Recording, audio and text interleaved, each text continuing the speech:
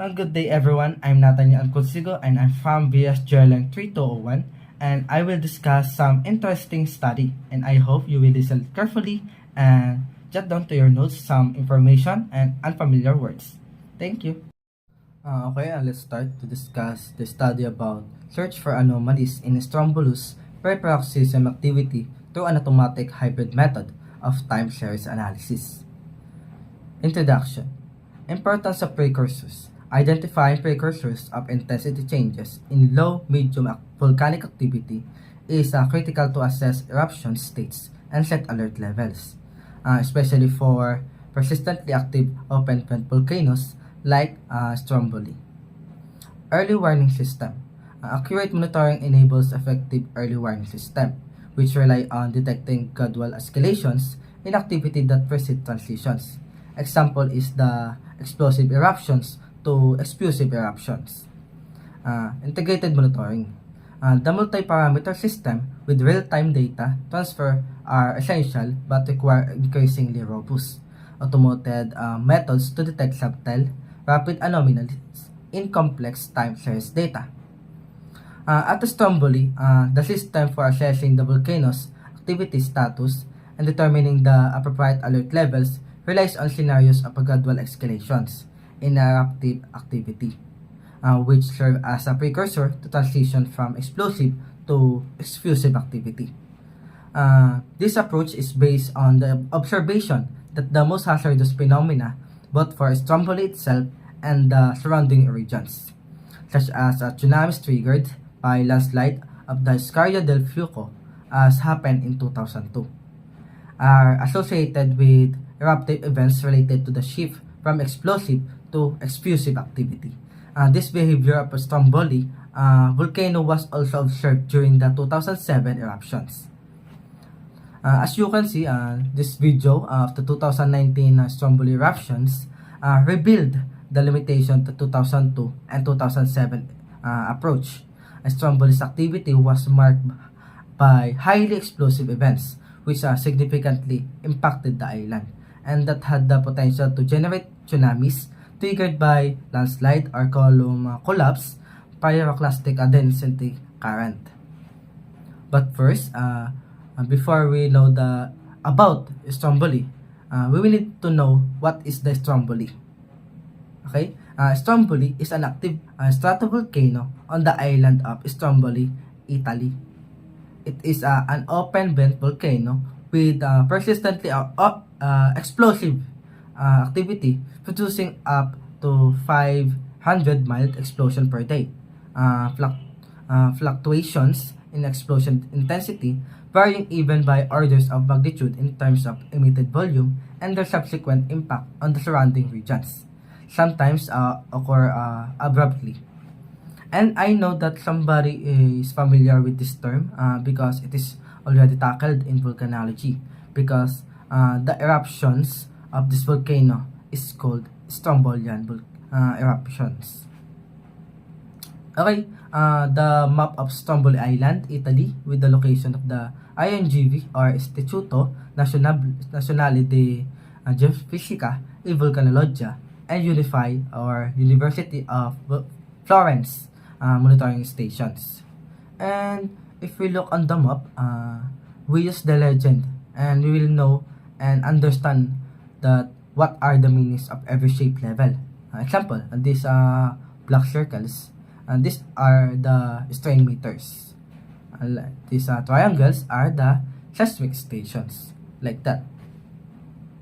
The explosive activity of Stromboli. Proximal explosive activity is one of the most spectacular natural phenomena, which is recognized as having a strong impact not only at a local scale, but whose effect can also reach far areas and indeed can significantly affect the atmosphere and the environmental in general.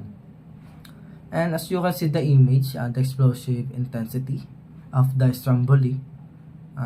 The letter A is the eruptive column of the July 3, 2019 proximal explosive event, imaged by the SQV or the Site Quality Verification, visible camera located on the east flank of the Scaria del Fuoco. And like the other image. This is the image by the SQV, image by the OV vertical, and the SQV is visible camera. Data. The fractal dimensions captures are the complexity of volcanic dynamics with temporal changes indicating potential short-term precursors. Polarization azimuth calculated via covariance matrix analysis and singular value decomposition of seismic signals revealed significant variations prior to 2019 volcanic paroxysm. VLPR, the very long period parameters, include peak-to-peak amplitude measured on filtered seismic data and size based on the maximum of RSAM in 30-second windows. Both derived from the east-west component of the STRA stations. Seismic amplitude is computed as the mean square of the three component signals over 30 minutes windows, and so on. And as you can see, the red and blue vertical lines indicate the July 3 to and August 28, 2019 paroxysms respectively. And next, the empirical mode. The EMD technique decomposes the analyzed signal into a collection of components: smoothing, noise, transitional periodic modulation, and etc.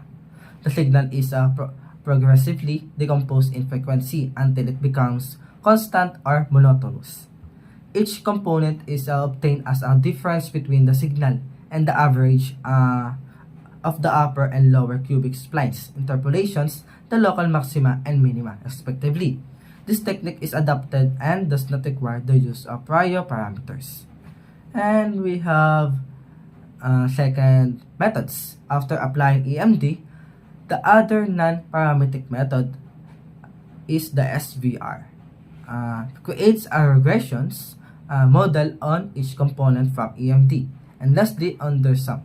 By performing the least squares fit, this technique predicts a function having the least deviation from the original signal as flat as possible. Commonly, SVR is applied in high-dimensional dual space using Gaussian kernel mapping function. And at this point, a range of variability of the signal obtained from EMD plus SVR is defined. The range is obtained with a 90% confidence interval by adding and subtracting the standard deviation divided by the square root of the signal value itself. And this, as you can see the graph, the anomalies are identified as residuals. Example is the difference between the original signal, the upper or positively anomaly, and the lower is the negative anomaly value of the previously defined interval at this time point. And these red circles are the positively anomaly, yan, as you can see in the graph, and this one is the negatively anomaly, the lower part.